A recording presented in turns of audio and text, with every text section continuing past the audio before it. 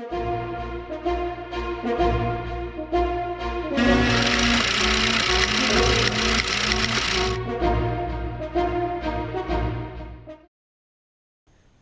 YouTube viewers, I'm Annan and this is a throwback review on the true OG minigun, the Air Zone Punisher, which has a lot of things to go over, so let's talk about it. This model was sold from an eBay seller in Germany for a decent price and includes all the original bells and whistles, the chain, the bell box, the included darts, and the box it came with, all displayed for proof that I'm dead serious. Before I show you the blaster and the functionality, let's talk about the history. This blaster came out in circa 2009 and was sold as a Toys R Us exclusive. And did you know that people are actually bringing it back? So the timing is perfect. Also, it was sold under the Air Zone line with other blasters like the Power Strike 48 and the Aero Storm. Also, it was made by the company Prime Time Toys, which are the same makers of Adventure Force and their Dart Zone line of blasters, and they make some wicked good dart blasters like the Nexus Pro and the Villainator, one of my personal favorites. It would have cost you 40 United States dollars to buy this blaster back in the day. And given its massive size and being a Toys R Us exclusive, it is quite rare and hard to find with the included accessories. Now let's get on with the blaster itself. The blaster being flywheel powered requires 6 D-cell batteries to operate. As shown here, you unscrew the single Phillips head screw, open the flap, install the batteries, put the flap back and screw it down. A further note on the battery tray, according to the instructions there are 2 compartments in the battery tray.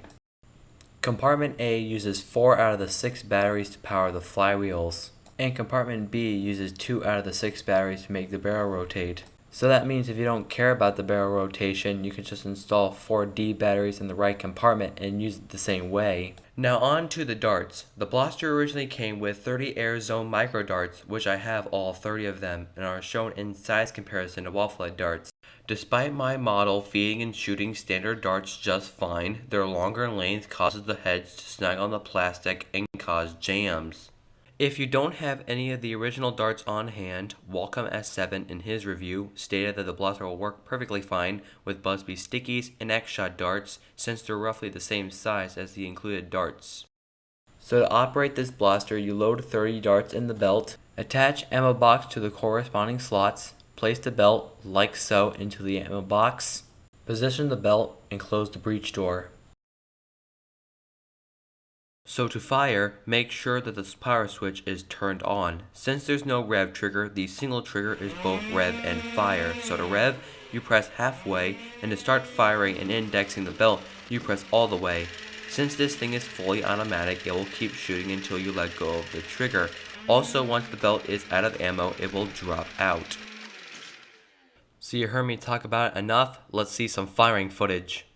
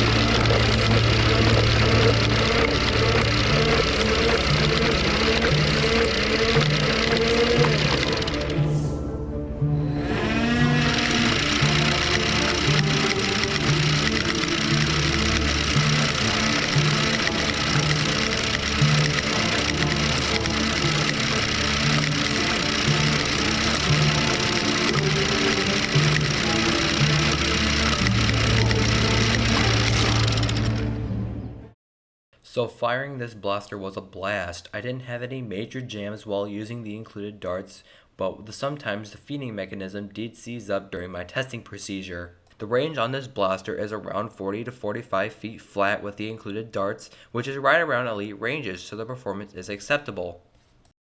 Before I move on to my opinion, I want to discuss the blaster's mod potential, since modding things are my cup of tea.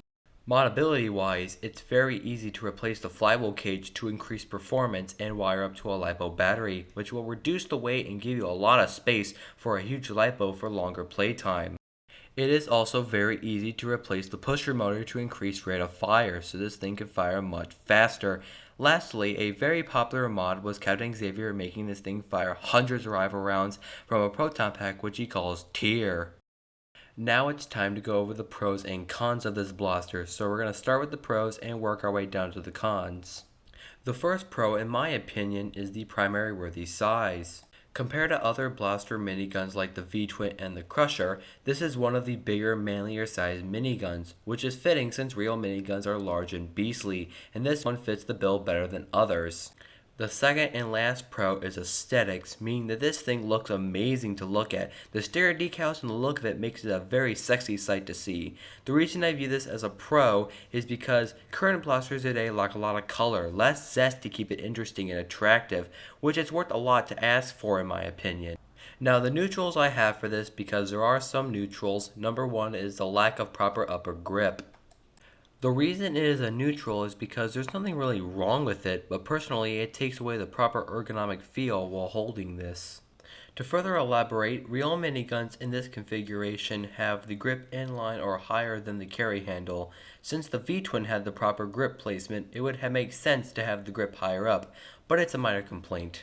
The next neutral is the lack of an individual rev switch. For me, the Punisher trigger is pretty meh. I'm more used to an individual fire trigger and rev trigger setup, which the V-Twin gets right.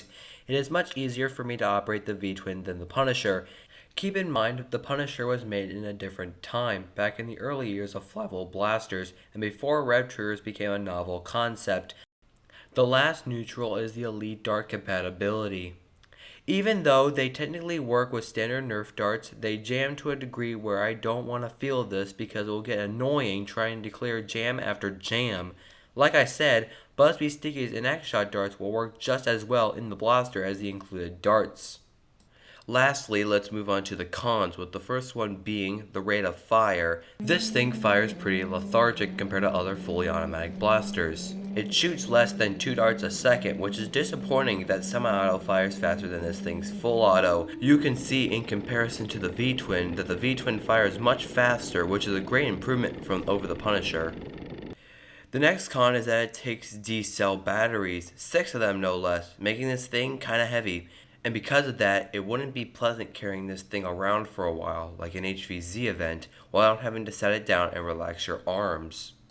Compared to the V-Twin, where that takes 6 AA batteries, it makes it lighter and less costly when it comes to buying more batteries for extended use. This then leads me to the last con, a lack of sling mounts. Due to its massive weight and being cumbersome to reload quickly, having at least one sling mount would make it easier for you to reload with 2 hands and to scavenge darts off the ground. Without a sling mount, it is quite difficult to reload this without having to set the blaster down, which is not the brightest idea if you're at a Nerf war with people shooting at you, making your desperate reload more irritating. So that's all the info I can provide on this blaster, not in my personal opinion. Overall, this blaster is giant, impractical, and does more harm by just carrying it around. But this blaster is fun because it makes you feel like a juggernaut. You feel like a boss when you're lying down sustained fire. But keep in mind, I don't recommend that everyone should buy this. If you want something similar, check out the Avenger Force V-Twin because it's cheaper, easier to come by, and is 100% compatible with Elite darts. However, if you're a Nerf collector, this blaster is kind of a national treasure and has a good amount of value. If you find one while thrifting or online for a good price, you should never pass them up.